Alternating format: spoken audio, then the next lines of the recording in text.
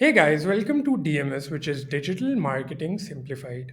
DMS एक educational channel है जिस पे आपको सीखने को मिलेगा वो सब कुछ जो एक डिजिटल मार्केटर सीखना चाहता है। मैं एक सीरीज़ चला रहा हूँ जिसके अंदर मैं डिस्कस कर रहा हूँ फेसबुक एड से रिलेटेड सारे topics and concepts.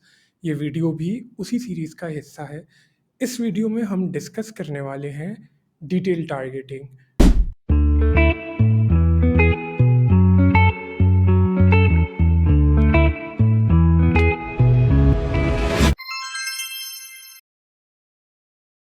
Detail targeting के ऑप्शन को यूज़ करके हम अपनी ऑडियंस को 3 कैटेगरीज़ में डिवाइड कर सकते हैं। That is demographics, behaviour and interest, और उस हिसाब से टारगेटिंग कर सकते हैं। लेकिन जो डिटेल टारगेटिंग होती है, एआई एडवांटेज प्लस जब से इनकॉर्पोरेट हुआ है एड्स मैनेजर के अंदर, तब से बहुत ज़्यादा डिटेल और इंटरेस्ट बेस्ड टारगेटिंग नहीं यूज़ करी जा रही, क्योंकि फेसबुक का एल्गोरिथम इतना ज़्यादा स्ट्रॉन्ग हो गया है और इतनी जल्दी लर्निंग करता है कि अगर आपने अपना क्रिएटिव अच्छा बनाया हुआ है तो वो खुद ही जज कर लेता है कि किन कैरेक्टरिस्टिक्स के लोग हम इस पर्टिकुलर ऐड के ऑडियंस सेट्स में फॉल करते हैं, और उस हिसाब से वो खुद ही उनको चूज़ करके ऐड दिखाने लग जाता है। बहुत ज़्यादा अब इंटरेस्ट बेस्ड टारगेटिंग भी नहीं हो रही, लेकिन क्योंकि ये एक बेस है तो ये आपको पता होना चाहिए। अगर ये ऑप्शन फ्यूचर में ऑब्सलीट हो भी जाता है, आपको नॉलेज ज़रूर होनी चाहिए, क्योंकि नया आने वाला एल्गोरिथम कैसे वर्क करेगा वो इसी की मॉडिफिकेशन होगी। ऑडियंसेस में हमने डिस्कस किया था कोल्ड ऑडियंस के बारे में, जो ब्रॉड ऑडियंस होती है। डिटेल टारगेटिंग ब्रॉड ऑडियंस या कोल्ड ऑडियंस को टारगेट करने के लिए यूज़ की जाती है, और कोल्ड ऑडियंस वो होती है जिसने कभी हमारे बिजनेस या हमारी वेबसाइट के साथ इंटरेक्ट नहीं किया होता, कभी उसने कोई हमारी वेबसाइट पे नहीं आई होती, कोई परचेज़ नहीं किया होता, कोई इवेंट नहीं किया होता, कोई क्लिक नहीं किया होता, किसी किस्म की कोई इंटरैक्शन नहीं की होती। तो उस ऑडियंस को ऐड दिखाने के लिए हम डिटेल टारगेटिंग करते हैं। डिटेल टारगेटिंग का ऑप्शन आपको मिलता है एड्स मैनेजर के एड सेट लेवल पे टारगेटिंग करने का। लेकिन डायरेक्ट वहीं पे जाके टारगेटिंग स्टार्ट कर देना और सोचना अच्छा ये कर लूँ, वो कर लूँ, ये अच्छी प्रैक्टिस नहीं है। बेहतर है कि आप पहले अपनी रिसर्च करें और अपने पोटेंशियल कस्टमर्स का बायर्स पर्सना बनाएँ, और उस हिसाब से फिर जो आपको ऑप्शंस मिलते हैं डिटेल टारगेटिंग के, उनको आप अपने कैंपेन में टारगेटिंग में पॉपुलेट करना स्टार्ट करें।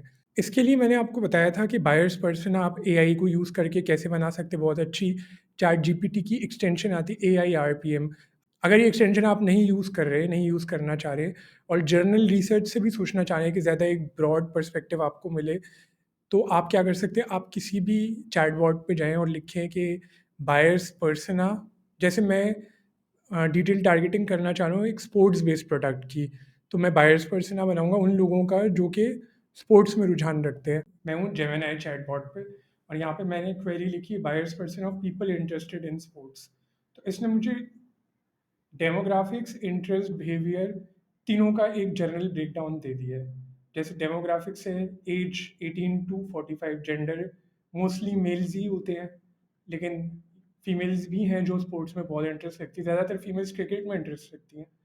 Location, income levels. अच्छा, अच्छा, जो इंटरेस्ट बेस्ड सेक्शन आता है वो आता है स्पोर्ट्स में, follow multiple sports with particular focus on one और टू। तो इस ये चीज़, ये जो हमें हिंट मिली है, ये डिटेल टारगेटिंग में हमें ऐसे हेल्प करेगा कि हम उन लोगों को टारगेट करें, उन लोगों को अपनी टारगेट ऑडियंस में लेकर आए जो इंटरेस्ट रखते हैं स्पोर्ट्स में।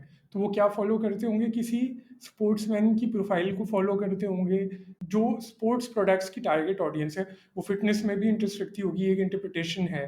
तो इसमें आप क्या कर सकते हैं, आप टारगेट कर सकते हैं डिटेल टारगेटिंग में जो फिटनेस रिलेटेड पेजेस हैं, जो जिम्स, जो आपके जिम्स हैं, या जो आपकी फिटनेस क्लासेस होती हैं, उन कैरेक्टरिस्टिक्स को आप डिटेल टारगेटिंग में रख के टारगेट कर सकते हैं। एक कैरेक्टरिस्टिक हमें मिली उनका बिहेवियर ये है कि वो स्पोर्ट्स चैनल्स बहुत ज़्यादा वॉच करते होंगे, तो हम डिटेल टारगेटिंग में उनको टारगेट करेंगे, उन लोगों को जो किसी स्पोर्ट चैनल को फॉलो करते हैं, या फिर ये है कि ऑनलाइन स्पोर्ट्स स्ट्रीमिंग प्लेटफॉर्म्स पे वो सब्सक्राइब्ड हैं। ये सब हम डिटेल टारगेटिंग में कर सकते हैं। अगर आप डायरेक्ट एड्स मैनेजर पे जाके वहीं पे लिख लिख के ड्रॉप डाउन में ऑप्शन सेलेक्ट करके टारगेट करना शुरू करेंगे, तो बहुत अच्छी टारगेटिंग नहीं होगी। बेहतर ये कि आप पहले एक बायर्स पर्सना बना लें, रफ नोट्स बना लें, और देखिए कि कौन से इंटरेस्ट हैं, कौन से डेमोग्राफिक्स हैं, और कौन से ऐसे बिहेवियर्स हैं जो इस ऑडियंस की कैरेक्टरिस्टिक्स में फॉलो करते हैं, और उस हिसाब से आप टारगेटिंग करना शुरू करें तो आपको ज़्यादा अच्छी टारगेटिंग होगी, आपको ज़्यादा अच्छे रिजल्ट्स मिलेंगे। फ्रेंड्स, जैसे कि आप स्क्रीन पे देख सकते हैं, मैं आ चुका हूँ एड्स मैनेजर के इंटरफेस पे।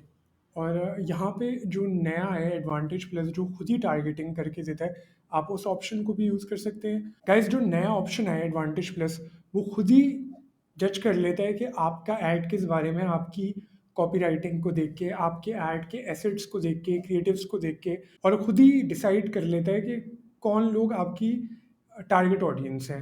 अगर आप एडवांटेज प्लस यूज़ करना चाहें तो आप वो भी यूज़ कर सकते हो, और वो बहुत अच्छे रिजल्ट्स दे रहा है। लेकिन अगर आप ट्रेडिशनली देखना चाहते हैं कि एडवांटेज प्लस के आने से पहले डिटेल टारगेटिंग कैसे होती थी, तो मैं आपको दिखा रहा हूँ कि कैसे होती है। तो इसके लिए जो ऑप्शन है वो है एडवांटेज। ये ऑप्शन आपको मिलेगा एड सेट लेवल पे, एडवांटेज प्लस ऑडियंसेस के सेक्शन में। तो ये एडवांटेज प्लस ऑडियंस है। अभी अगर मैं ये कर दूं ऑडियंस सजेशन, तो ये शुरू हो जाएगा एडवांटेज प्लस से। लेकिन मैं आपको ट्रेडिशनली दिखाना चाह रहा हूँ कि एडवांटेज प्लस के आने से पहले मैनुअल टारगेटिंग कोल्ड ऑडियंस की या सेव्ड ऑडियंस की कैसे की जाती थी। तो हम स्विच करेंगे, switch to audience options, use original audiences. जी। तो यहाँ पे हमारे पास ऑप्शन आ गया डिटेल टारगेटिंग करने का। इसको मैं करूँगा एडिट, और अब ये बता रहा है कि आप टारगेटिंग कर सकते हैं डेमोग्राफिक्स, इंटरेस्ट या बिहेवियर की बेसिस पे। जैसे हम जिम का ऐड चला रहे हैं कि जिम में लोग आए, तो जिम में किन लोगों को इंटरेस्ट होगा आने में? जो लोग हेल्थ कॉन्शियस हैं,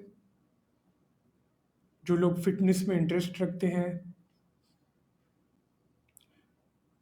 जो लोग इस किस्म के इन्फ्लुएंसर्स को फॉलो करते हैं जो फिटनेस को प्रमोट करते हैं। तो हम ऐसे देख के इसको ज़्यादा अच्छे से टारगेटिंग कर सकते हैं, बनिस्बत इसके कि बस मैं यहाँ लिख दूँ हेल्थ एंड फिटनेस।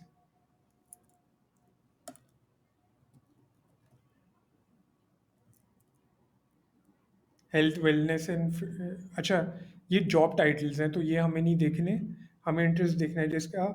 हाँ, जैसे idea health and fitness association में जिसको इंटरेस्ट होगा हम वो कर सकते हैं। तो वो किस किस्म के पॉपुलर पर्सनैलिटीज़ को फॉलो करते होंगे, तो उसके अंदर जैसे साहिल खान है एक्टर, तो ये लोग इंटरेस्टेड हो सकते हैं जो बहुत बॉडी बिल्डिंग में इंटरेस्ट रखते हैं वो साहिल खान को फॉलो करते हो, तो मैं साहिल खान को टारगेट कर दूंगा। जैसे फीमेल्स हैं तो वो किम कार्डिशियन को फॉलो करती होगी, किम किम कार्डिशियन। आप ऐसे एक जगह नहीं करें, आप मेल्स का एड सेट अलग बनाएं, फीमेल्स का एड सेट अलग बनाएं। जितना सेग्रीगेट करके बनाएंगे उतना ज़्यादा आपको एनालिसिस करने में आसानी होगी, टेस्टिंग करने में आसानी होगी। तो आप यहाँ पे देख सकते हैं कि ये आपको ऑप्शन देता है डेमोग्राफिक्स के बेस पे टारगेटिंग करने का, इंटरेस्ट के बेसिस पे टारगेटिंग करने का, और बिहेवियर के बेसिस पे टारगेटिंग करने का। अगर आप ब्राउज में जाएं तो ये फिर फर्दर दिखा देता है कि डेमोग्राफिक्स की जो आपकी टारगेटिंग सेक्शन है वो फर्दर ब्रेक डाउन कैसे हुआ है, एजुकेशन के बेसिस पे, फाइनेंशियल के बेसिस पे, फाइनेंशियल्स के बेसिस पे, पेरेंट्स के रिलेशनशिप वर्क्स। इंटरेस्ट जो है वो फर्दर ब्रेक डाउन होता है business and industry, entertainment, leisure पे। अब हम इसको भी फर्दर एक्सप्लोर करें तो इसके अंदर live events, movies, music, reading, TV, family relationships, fitness and wellness, तो बॉडी बिल्डिंग।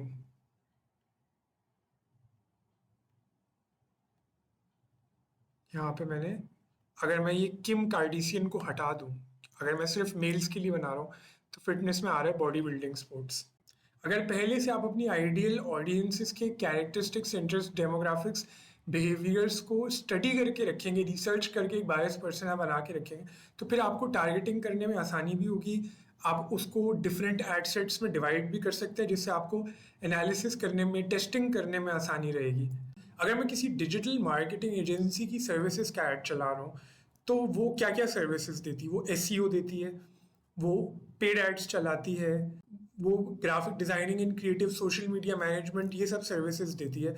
तो फिर मैं डिटेल में जाके देख सकता हूँ कि अगर मुझे एसईओ सर्विसेज के लिए टारगेट करना है, तो मैं यहाँ पे सिर्फ एक तो ऐसे लिख सकता हूँ एसईओ,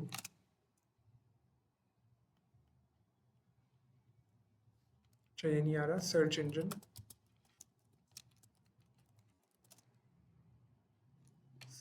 ऑप्टिमाइजेशन के, जिनको सर्च इंजन ऑप्टिमाइजेशन के सॉफ्टवेयर्स में इंटरेस्ट है, तो सर्च इंजन ऑप्टिमाइजेशन के जो सॉफ्टवेयर्स होते हैं उसमें हो जाते हैं मॉज। तो मैं देख सकता हूँ मॉज एक सॉफ्टवेयर है, ड्रॉप डाउन में दिखा रहा है मार्केटिंग सॉफ्टवेयर, जिसको इंटरेस्ट है मैं इसको टारगेट कर सकता हूँ। जिसको एस सी एम रश में, एस सी एम रश एक बहुत SEM रश एक बहुत पॉपुलर सर्च इंजन ऑप्टिमाइजेशन का सॉफ्टवेयर है, तो मैं SEM रश लिख सकता हूँ जिसको SEM रश में इंटरेस्ट है, तो इसको ये इंटरेस्ट में मैंने टारगेट कर दिया। आप कैरेक्टरिस्टिक्स को स्टडी करके फर्दर ये जान सकते हैं कि आपकी टारगेट ऑडियंस को किन किन चीज़ों में इंटरेस्ट हो सकता है, क्या उनके बिहेवियर पैटर्न्स हो सकते हैं, क्या उनके डेमोग्राफिक्स हैं, और उस हिसाब से आप डिटेल टारगेटिंग कर सकते हैं। गाइस, फेसबुक के पास जो डेटा आता है वो ऐसे आता है कि जब कोई यूज़र फेसबुक पे अपनी प्रोफाइल बनाता है तो वो अपनी इन्फॉर्मेशन उसके ऊपर डालता है कि क्या वो मैरिड है या नहीं, उसकी एजुकेशन लेवल क्या है, वो रहता कहाँ पे, उसकी लैंग्वेज क्या है। और जैसे जैसे उसकी प्रोफाइल पुरानी होती जाती है तो जो उसके बिहेवियर, जो उसके पैटर्न्स होते हैं, जिन चीज़ों को वो सर्च करते हैं, जिन जिन पेजेस के साथ वो इंगेज करता है, उससे फेसबुक ये जान लेता है कि इस पर्टिकुलर पर्सन को इन सब चीज़ों में इंटरेस्ट है, तो ये डाटा फेसबुक के पास आ गया है। जब हम टारगेटिंग करते हैं तो फेसबुक ने यूज़र्स को कैटेगरीज में डिवाइड किया होता है, तो वो टारगेटिंग के हिसाब से उस यूज़र को वो ऐड दिखाने लग जाता है। जब आप टारगेटिंग करते हैं और कोई इंटरेस्ट, बिहेवियर या डेमोग्राफिक डालते हैं तो फेसबुक अपनी ऑडियंस सेट पे जाता है और ये मैच करता है कि ये टारगेटिंग किन किन यूज़र्स से मैच होती है और उनको ऐड दिखाने लग जाता है। डिटेल टारगेटिंग होती है डेमोग्राफिक्स, इंटरेस्ट और बिहेवियर की बेसिस पे। आपको टारगेटिंग करना और टारगेटिंग के लिए रिसर्च करना आना चाहिए, जो आपको पहले से करके रखना है। अगर आप ऑडियंस टारगेटिंग के लिए मैनुअल टारगेटिंग को सिलेक्ट नहीं करते, आप एडवांटेज प्लस को सिलेक्ट करते हैं, एडवांटेज प्लस मोड पे स्विच कर जाते हैं, तो अब फेसबुक का एल्गोरिथम उसको खुद ही उसकी रीच को एक्सपैंड करेगा और ये खुद ही जज करेगा कि कौन से ऐसे यूज़र्स हैं जो आपके लिए परफेक्ट टारगेट ऑडियंस हो सकती है आपकी इस नीश के। और वो उसमें वो आज की टाइम में वो बहुत अच्छे तरीके से काम कर रहा है, तो इस फीचर को यूज़ करना चाहिए। ये एल्गोरिथम कंटिन्यूसली लर्न करता रहता है। इस ऑप्शन को यूज़ करके आप एक वाइडर ऑडियंस सेट को अपना इश्तिहार दिखा सकते हैं, अपना ऐड दिखा सकते हैं, जो कि आपके प्रोडक्ट या सर्विसेज में इंटरेस्टेड हो। इसके फ़ायदे ये हैं कि ये डेटा ड्रिवन ऑप्टिमाइजेशन पे काम करता है और ये आपका टाइम बचाता है, रीच को इंक्रीज़ करता है।